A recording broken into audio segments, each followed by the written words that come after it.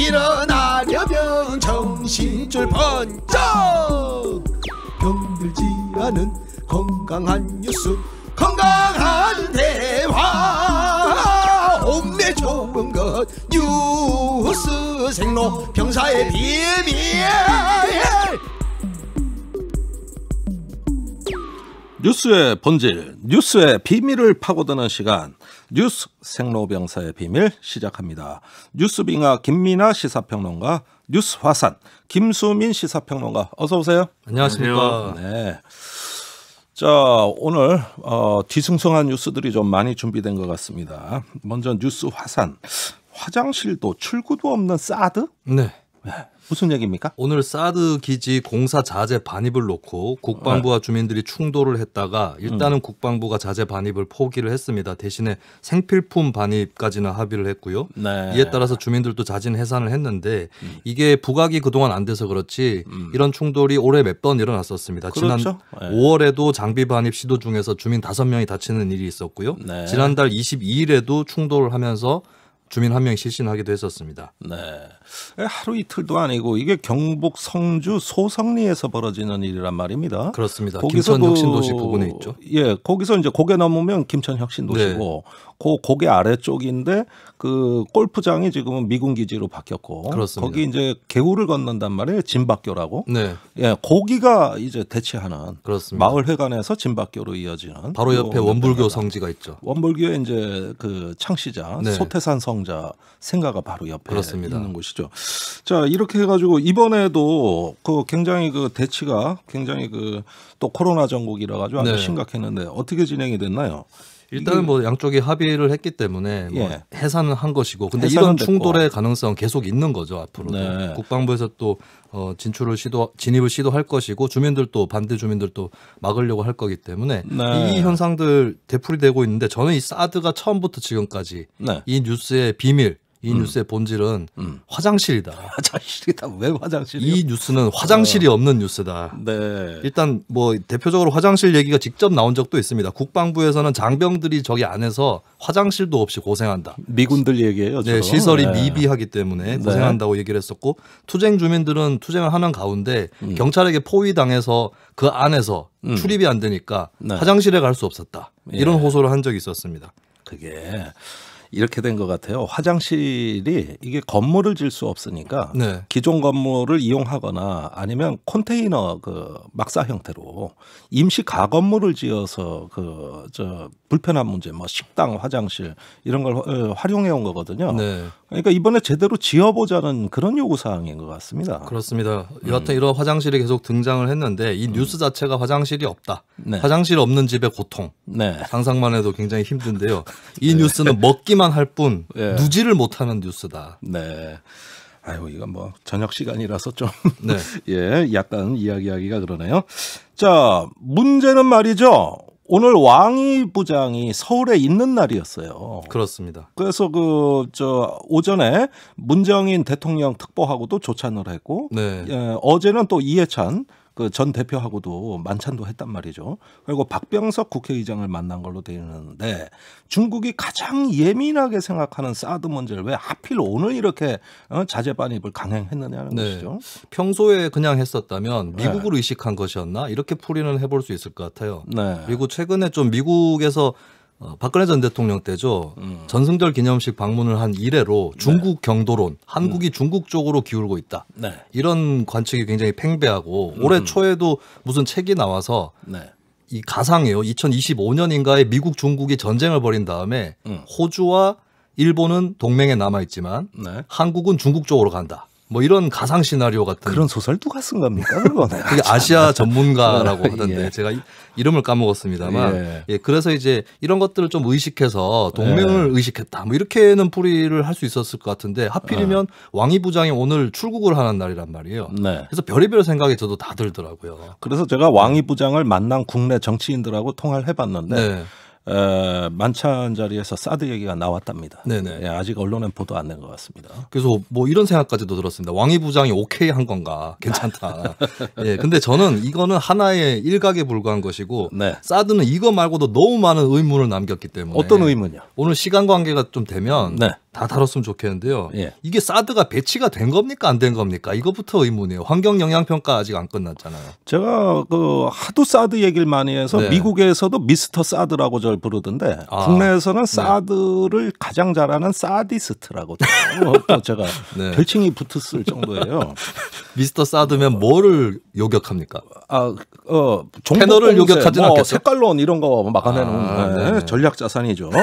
자, 사드는 배치된 것이기도 하고 아닌 것이기도 합니다. 그게 그러니까 답인가요? 임시 배치라는 명칭으로 붙어 있습니다. 네. 그러면 영구 배치가 아니라 임시 배치다 보니까 그 안에 일반적인 시설 공사를 할 수가 없고 네. 그다음에 사드에는 고출력 레이더, X밴드 레이더가 있는데 이게 전기가 무지 많이 들어. 그렇죠. 그런데 한전에서 고압선을 넣어줘야 되는데 네네. 이게 임시 배치고 환경 영향 평가를 안 했으므로 이게 안 돼서 자체 발전기를 돌려야 되는 네. 이런 어려움을 겪었어요. 네. 그러니까 이것을 영구 배치하겠다는 게 미국 입장이거든요. 그러면 그 시설 공사 다 해주려면 어떻게 해야 되냐면은 환경 영향 평가를 선행시켜야 돼. 네. 근데 이걸 안 하고 미뤄둔 거죠. 굉장히 미뤄지다가 그럼 네. 이게 언제 끝나는 건지. 제가 미국에 가니까 그 네. 질문이 가장 많이 나왔어요. 환경 영향 평가 언제 하냐? 예, 미국 측 패널들이. 그래서 문재인 정부 끝날 때까지 안 할 거다. 그러니까 전부 웃고 어이가 네. 없어 하더라고요. 자, 환경 영향 평가는 시작된다고 합니다만은 네. 설령 환경 영향 평가가 된다 하더라도 주민공청회가 그 안에 잡혀 있습니다. 법적 의무 과정이에요. 언제 끝날지 모르죠. 그리고 이게 뭐 네. 주민들이 다치는 것을 정부에서도 좀 의식을 하는 것 같고 국가인권위원회에서도 시위할 때 사람이 나와 있거나 이런 적이 있잖아요. 네. 근데 이례적인 것은 어쨌든 이렇게 주민들, 민간인들이 출입을 통제하는데 정부는 놔두는 이유가 무엇인가? 여기에 대해서 미국의 항의는 없는가? 네. 네, 이것도 굉장히 궁금해요. 그 진박교 넘어서 위로 올라가는 지점 어느 한 순간부터는 군사시설로 바뀌기 때문에 출입이 통제됩니다. 네. 예, 이 부분은 이미 군사시설로 관리되고 있다. 그 우리는 못 가는데 북한은 와요. 무슨 얘기인지 좀 궁금하지 않아요? 네, 궁금합니다. 예, 북한이 3년 전에 드론을 보내가지고 싹 훑어버렸어. 아, 네. 예, 그래가지고 북한은 다 봤어요. 네. 예, 그러다가 또 그 드론이 떨어져가지고 우리가 알게 됐어요, 또. 네. 예, 그래가지고 뭐 사실은 다 알아요. 예. 이 주민들이 막는 문제는 왜 해결을 하려고 안 하는 건지. 군사시설 이렇게 해가지고 네. 예, 한미 행정협정에 적용되는 공간입니다. 여기가. 아, 그 역설적으로 주민들이 막는 게 가능해졌다는 건가요? 아, 주민들이 막는 거 말씀이군요. 네네. 예, 그거는 영구 배치를 막기 위해서 이 여전히 사드를 소성리 주민들은 반대하고 있으니까 네. 자재 반입을 막겠다. 이거 불법이다. 환경 영향 평가 안 했다. 이래가지고 그 길목을 현재 소성리 주민들이 막고 계시는 것이죠. 그래서 이제 군 당국이 그거를 계속 막도록 놔두는 거.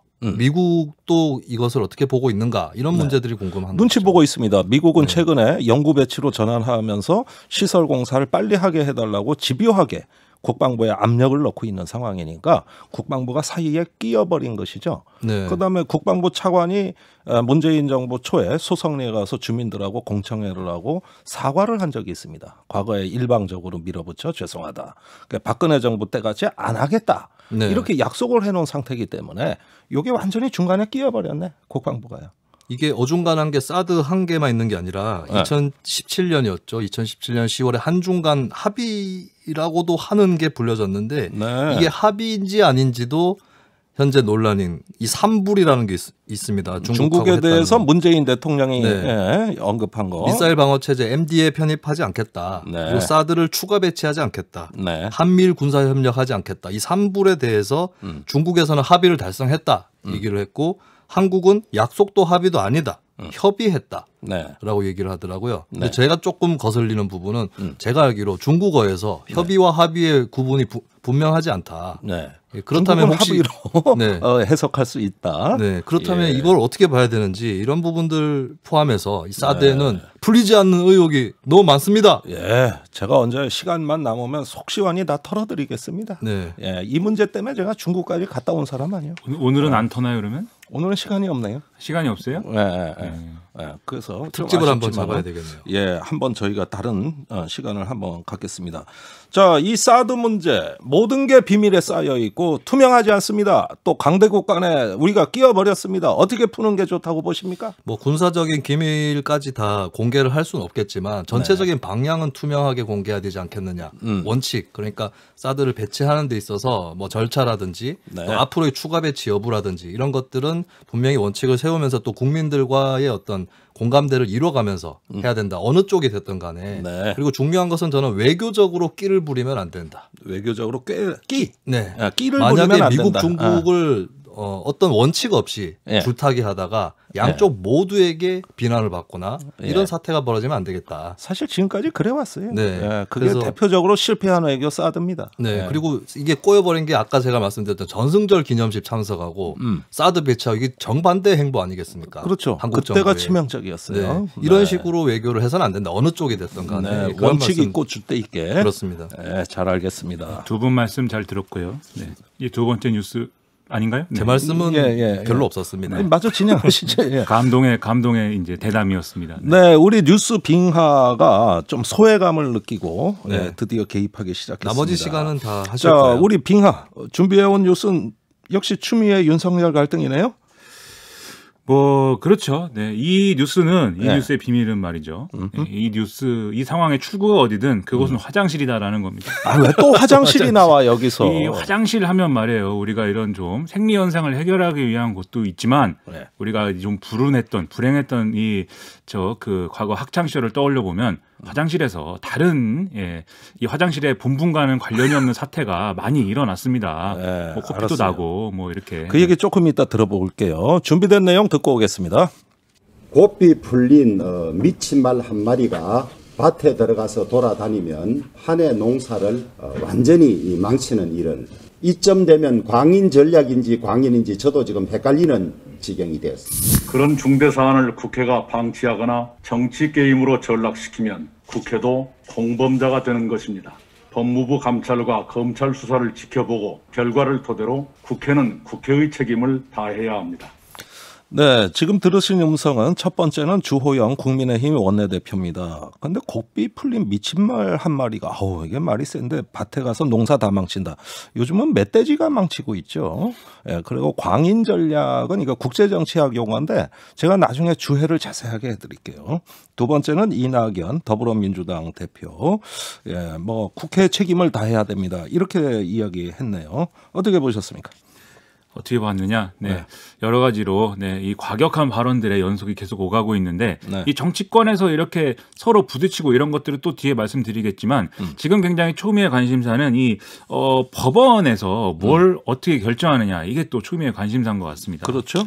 이게 법원이 윤석열 총장이 추미애 법무장관이 내린 직무집행 정지 처분의 효력을 멈춰달라 네. 이런 취지로 법원에 집행정지 신청을 냈는데 네. 이 신문을 오는 30일 오전 11시에 진행을 한다. 30날 11시에 신문을 진행한다. 그렇죠. 네. 이런 걸 하고 있거든요.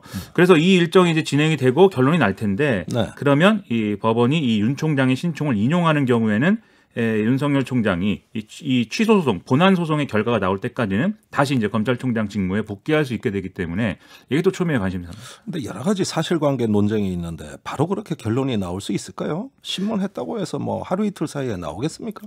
그래서 이게 좀 전망이 엇갈리는데요. 예. 원래 이 재판부가 사건을 배당받은 지금 당일 곧바로 신문기일을 지정을 한 건데 왜냐하면 네. 배당이 오늘 이루어졌거든요. 예. 이 윤석열 총장이 온라인으로 이걸 신청한 것은 25일이고 그러면 이런 경우에는 또 바로 신문 당일날 결론을 내는 경우들이 있다고 합니다. 그래요. 그렇지만 또 이게 심리해야 될 사항이 많고 복잡하기 때문에 예. 결정이 지연될 가능성도 배제할 수는 없다. 언론이 이렇게 쓰고 있는데요. 그러니까 사실 언론이 쓸 때 예. 잘 모르면 배제할 수 없다 이렇게 씁니다. 뭐 예. 여러 가지 경우를 나열을 해놓고. 괜히 말 어렵게 하는 거예요.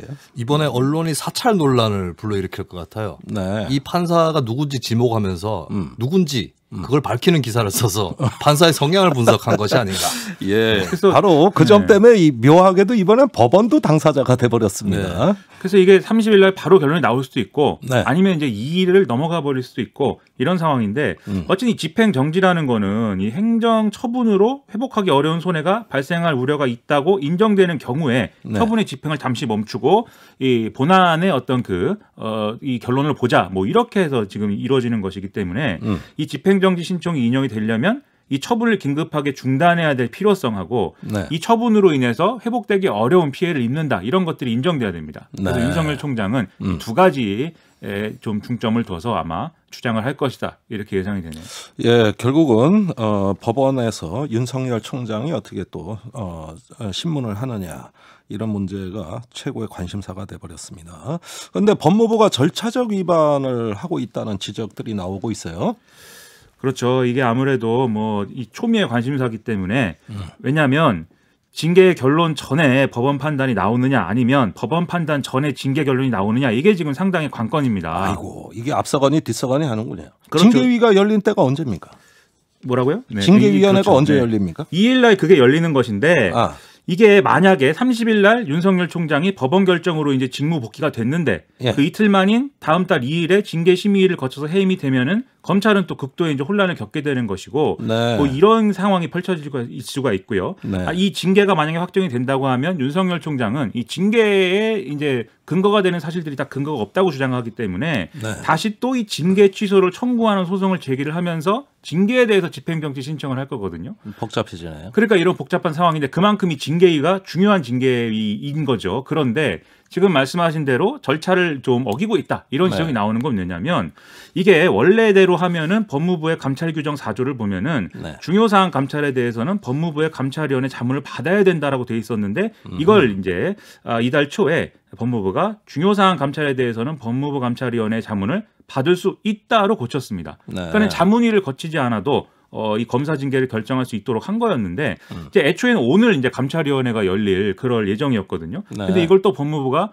코로나19를 이제 근거로 해서 회의를 잠정 연기한 상황입니다. 그러다 보니까 또 감찰위원들이 이런 중요한 어떤 징계를 하기 전에는 자문회를 열어서 좀 의견을 들어야 되는데 이렇게 좀 강행하는 것은 맞지 않다. 이렇게 해서 지금 다시 또 감찰 자문위를 요구한 상황이고 아하. 1일 날 그래서 일부 감찰위원들이 모여서 자문위를 강행을 한다. 또 이런 얘기가 있거든요. 그런데 감찰위에서 이게 결론이 나온다고 해도 여기에는 권고적 효력이 있는 것이기 때문에 결국은 법무부가 징계를 그냥 강행할 것이다. 이렇게 보는 시각이 많이 있습니다. 알겠습니다. 감찰위원회는 팬티부터 입고 바지 입어야 된다. 예. 얘기를 하는 것이고 법무부는 지구를 지켜야 되기 때문에 예. 바지부터 입고 팬티를 입어야 된다. 예. 슈퍼맨처럼 예. 이렇게 되는 것이죠. 바지를 입으면 사실 팬티를 입으나 안 입으나 뭐 관계가 없다. 이런 주장이죠. 그렇죠. 법무부는. 뭐 바지 입고 팬티 입었다고 잡아가는 사람은 없어요. 그렇습니다. 예. 단지 하늘을 날 수 있게 될 뿐입니다. 자, 이렇게 보면은 이렇게 꼬일 줄 뻔히 알았는데 그저께 6시에 갑자기 벼락처럼 추미애 장관이 기자회견한 그 내막이 정말 궁금해집니다. 오늘 추미애 장관 추가 입장문 올렸죠? 그렇습니다. 지금 그렇게 올린 그리고 그렇게 브리핑한 내용 때문에 네. 굉장히 많은 쟁점들이 만들어지고 검사들이 다 지금 엄청나게 반발하고 있거든요. 네. 지금 이제 언론 보도들을 보면은 검사뿐만이 아니라 고위 검사뿐만이 아니라 평검사들 그리고 이 평검사들뿐만이 아니라 그 하위직인 네. 수사관들 뭐 이런 사람들이 다 지금 반발하고 있기 때문에 상당히 검찰 조직이 혼란스럽습니다. 그러다 보니까 추미애 장관이 이 검찰 조직이 받았을 충격과 당혹스러움을 충분히 이해한다. 앞으로도 대내외의 다양한 의견들을 참고해 법과 절차에 따라 징계 절차를 진행하겠다. 이런 취지의 입장문을 올렸는데 다소 완곡해졌네요. 결국 검찰 조직을 추스르려는 메시지를 내지만 그와 동시에 지금 하고 있는 징계 청구에 대해서는 적법하고 그대로 가겠다. 이 의지를 네. 보인 거여서 결국은 계속 간다. 이렇게 볼 수 있는 거죠. 네, 일단은 징계 조치는 정당하고 그러나 평검사들은 동요하지 말아라. 이렇게 두 가지가 담겨 있다는 말씀이셨어요. 국정조사는 어떻게 됩니까? 야당이 국정조사 요구서를 제출을 했는데요. 국민의힘하고 국민의당 무소속 일부 의원들이 같이 이제 제출을 했습니다. 그리고 국민의힘 초선 의원들은 또 청와대 앞에서 릴레이 시위를 하고 있기 때문에 이 국정조사를 진행하는 거를 둘러쓰고 국회 논쟁이 또 가열이 되겠습니다. 그러니까 제일 어이가 없는 게 원래 국정조사는 더불어민주당 이낙연 대표가 하자고 얘기해놓고 실제 국정조사 요구서 제출은 야당이 했다는 거 아닙니까, 그죠? 그렇습니다. 뒤바뀐 거예요. 자, 여당은 뭐라 그럽니까?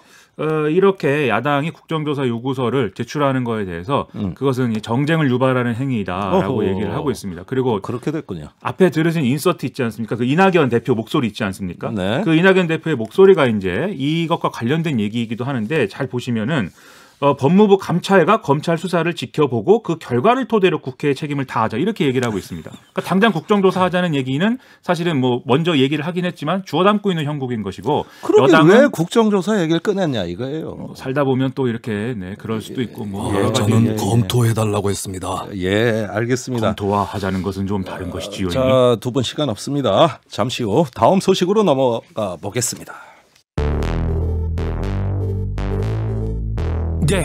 왜 뉴스는 태어나기만 하면 병이 들고 망가지는지 그 뉴스를 병들게 만들고 있는 건 도대체 누군지 병들지 않는 뉴스를 원하고 있지 그게 누구든지 그래서 우리는 김종대 목소리를 듣지 뉴스의 새로운 현상 뉴스의 생로병사 뉴스의 새로운 현상 뉴스의 생로병사 뉴스 생로병사의 비밀.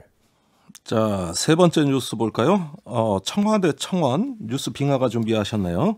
그렇습니다. 제가 이렇게 많은 뉴스를 준비를 합니다. 예. 청와대 청원의 비밀 이게 다 무슨 소용이냐? 네, 이게 다 무슨 소용이냐? 그렇습니다. 아니 뭐 아까 화장실 얘기하더니 이번엔 또 상당히 그 허무주의적 발언을 하셨어요. 제가 저는, 알기로는 네. 이게 다 무슨 소용이냐는 김민하 평론가의 필살기로 알고 있어요. 아, 그래요? 네. 아, 그 비밀이 있는 것 같습니다. 한번 들어봅시다.